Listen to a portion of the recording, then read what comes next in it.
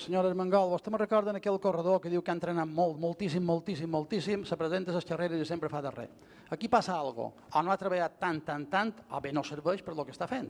Perquè la situació és la que és, senyora Armengol. No li dic jo, li diuen els professionals, metges i d'infermeria, que denuncien una situació, un món paral·lel en el que vostè mos diu. El sindicat de metges i d'infermeria diuen, ells diuen, caòtica situació de l'atenció primària, hemorràgia massiva i plantilles infradotades, personal esgotat i desgastat per afrontar aquesta segona ona.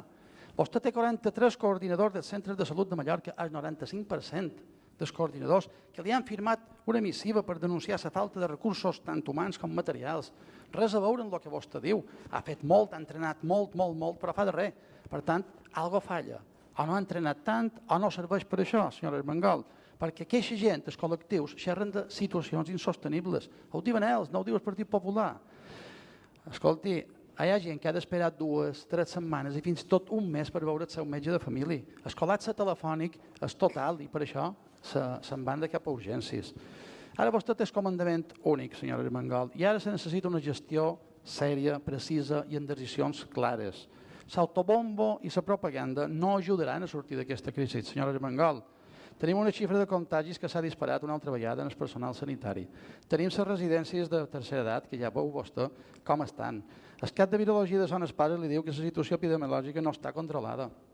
Per tant, jo no li discuteix que vostè hagi fet tanta de feina com diu, però no ha servit per gaire cosa, perquè estem a dins dels darrers d'Espanya i d'Europa.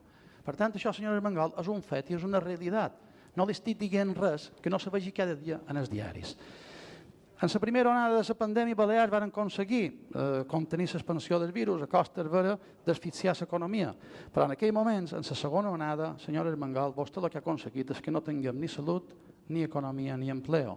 I és hora de canviar-ho, senyora Armengol. Moltes gràcies.